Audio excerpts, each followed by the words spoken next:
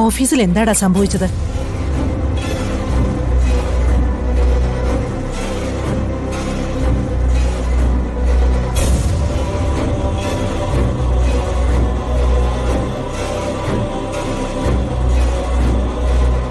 ചോദിച്ചു കേട്ടില്ലേ?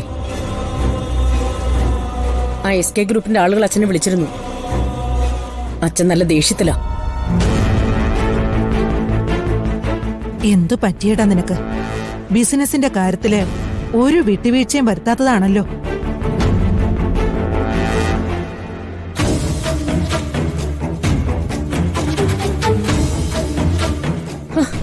നീ ഇങ്ങനൊന്നും മിണ്ടാതിരുന്നാൽ എങ്ങനെയാ? എന്താ നിനക്ക് പറ്റിയെന്ന് പറയൂ. ഒന്നും മിണ്ടായിരിക്കുന്നുണ്ടോ?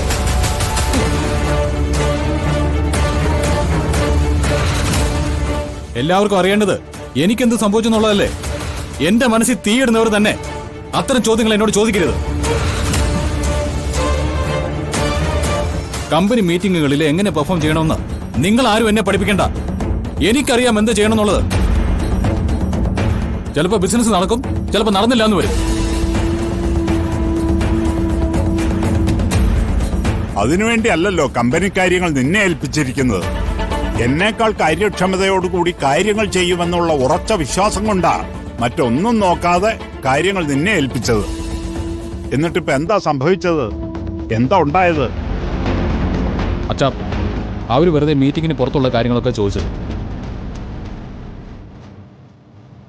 വേണ്ട, മീറ്റിംഗിന്റെ ഡീറ്റെയിൽസ് ഒക്കെ എനിക്കറിയാം. മുമ്പിൽ വന്നിരുന്നവരോട് നേരെ ചൊവ്വേ സംസാരിക്കാൻ പോലും നിനക്ക് പറ്റുന്നുണ്ടായിരുന്നില്ല. ഇത്രമാത്രം എന്തായിരുന്നു നിന്റെ ചിന്ത? സോറി.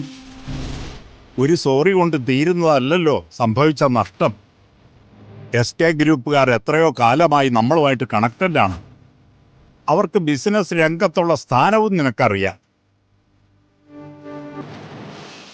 എന്നിട്ട് അവരെ അപമാനിച്ച് നീ ഇറങ്ങിപ്പോവുക പറഞ്ഞാൽ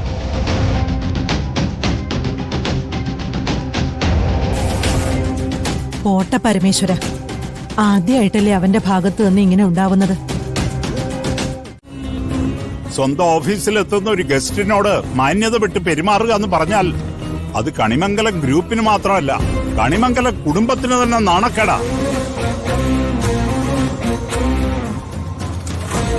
ഇത്രയും കാലത്തെ വിദേശ പഠനം കൊണ്ട് നീ പഠിച്ച സാമാന്യ മര്യാദകൾ ഇതൊക്കെയാണോ? ആവശ്യമില്ലാത്തൊക്കെ മനസ്സിൽ കുത്തി നിറച്ചിട്ടാ. എന്താവശ്യമില്ലാത്ത കാര്യങ്ങള്?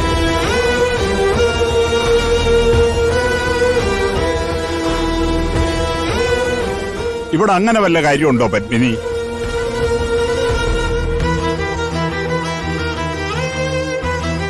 അവളത് വെറുതെ പറഞ്ഞതാ. നീ അതിന് ചോദ്യം ചെയ്യാൻ നിൽക്കണ്ട. വരുൺ, നിന്നെക്കുറിച്ചുള്ള എന്റെ പ്രതീക്ഷ അല്പം കൂടിപ്പോയി. ഒരുപക്ഷെ അതിനുള്ള ശിക്ഷയാവണം നീ എനിക്ക് തരുന്നത്.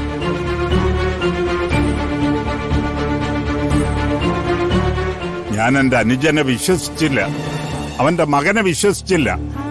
പകരം മുഴുവൻ വിശ്വാസവും നിന്റെ മേലായിരുന്നു. കണിമംഗലം ഗ്രൂപ്പിന് ആദ്യമായി മറ്റുള്ളവരുടെ മുമ്പിൽ തലകുനിക്കാനുള്ള ഒരു അവസരം നീ ഉണ്ടാക്കി. ഇത് പൊറുക്കാൻ എനിക്ക് പറ്റില്ല.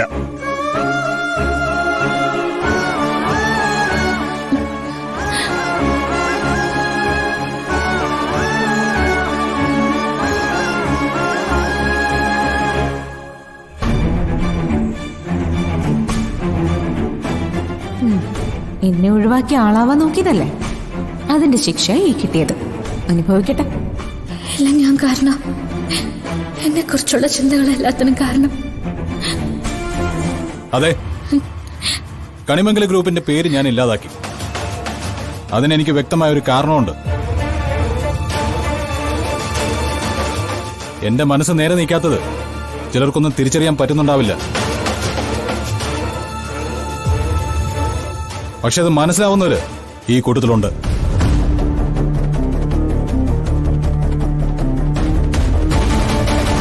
എല്ലാവരും വരണ്ട വീഴ്ചയല്ലേ ആഗ്രഹിക്കുന്നത്. അതെന്തായാലും വൈകാതെ തന്നെ സംഭവിക്കും.